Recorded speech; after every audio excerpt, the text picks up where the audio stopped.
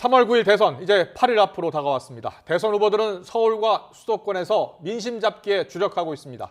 야권 단일화의 문은 점차 닫히는 가운데 사회정독의 원로들은 차기 정부의 연합정부 추진을 제안했습니다. YTN 국회 스튜디오 연결해서 후보들 유세 일정과 선거 상황 알아봅니다. 나연수 기자. 네, YTN 국회 스튜디오입니다. 대선까지 일주일 남은 데다가 박빙의 판세라서 3.1절 후보들의 행보가 주목되는데요. 먼저 이재명 후보부터 알아보죠. 네, 민주당 이재명 후보는 서울 지역 유세와 함께 경제 행보에 집중했습니다. 서울 여의도에서 주한 외국상공회의소 투자 기업인들을 만나 투자 유치를 위한 경제 정책을 발표한 데 이어 SNS를 통해 부동산 공약을 다시 한번 밝혔는데요. 과세 부담을 완화하고 종합부동산세도 현실적으로 개선하겠다.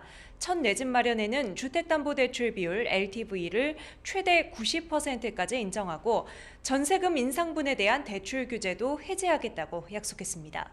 민주당도 서울 재건축, 재개발 용적률 500% 추진위원회를 출범하고 법 개정을 통해 용적률을 500%까지 상향할 수 있는 4종 일반 주거지역 신설 계획 추진에 나섰습니다.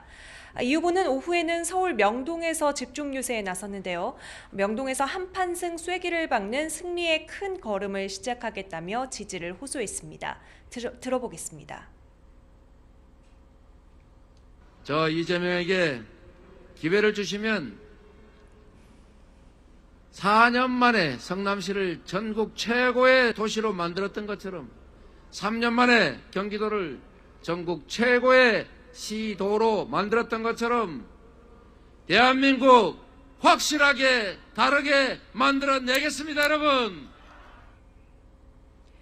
민주당은 최대 승부처인 서울 민심을 결집해 대선 승리의 부스터샷으로 삼겠다는 각오입니다. 네, 국민의힘 윤석열 후보도 오늘은 서울 집중 유세를 벌였다고요? 네, 윤석열 후보는 3.1절을 맞아 오전에 국립서울현충원부터 찾았습니다. 임시정부 대통령 묘역과 대한독립군 무명용사 위령탑을 참배하며 독립운동 정신을 계승하겠다는 의지를 다졌고요. 서울중앙대 앞에서 이 지역구 의원을 지낸 나경원 전 의원과 함께 유세한 데 이어 오후에는 청년 유동인구가 많은 신촌에서 정권교체 필요성을 역설했습니다. 유세 연설 들어보시겠습니다.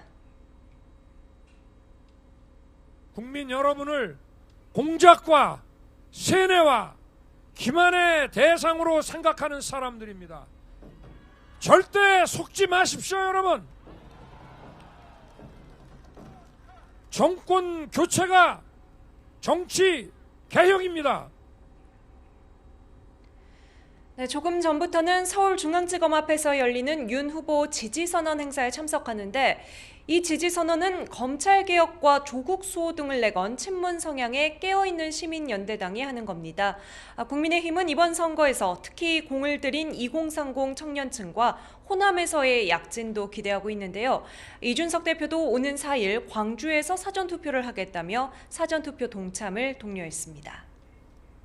네, 정의당 심상정, 국민의당 안철수 후보의 행보도 전해주시죠. 양강 후보에 맞서 정의당 심상정 후보와 국민의당 안철수 후보는 덜 나쁜 대통령 대신 좋은 대통령을 뽑아달라고 호소하고 있습니다. 심상정 후보는 오늘 경기 파주와 지역구인 고양에서 집중 유세를 펼쳤는데요.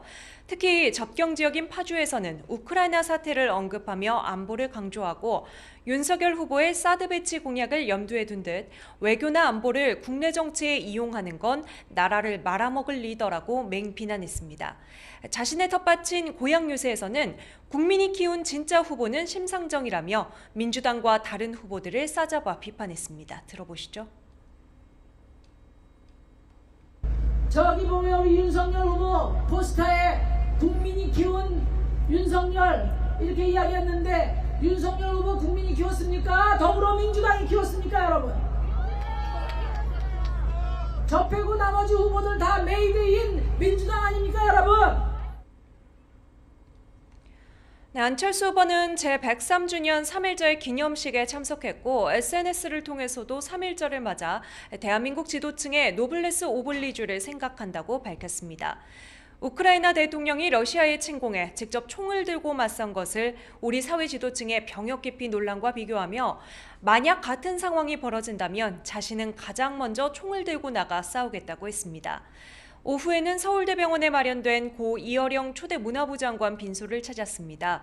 조문을 마친 뒤 기자들을 만난 자리에서 야권 단일화에 대한 입장을 밝혔는데 직접 들어보시죠. 제가 3주 동안 야권 후보 단일화에 대해서 제안을 했는데 어떤 응답도 받지를 못했습니다. 그래서 그것에 대한 설명, 그리고 또 제가 제안을 했었던 국민 경선에 대한 그런 입장들, 그것에 대한 보고를 전혀 받지 못했습니다. 정확한 어떤 어젠다가 있을 때 그런 말씀을 드린 겁니다.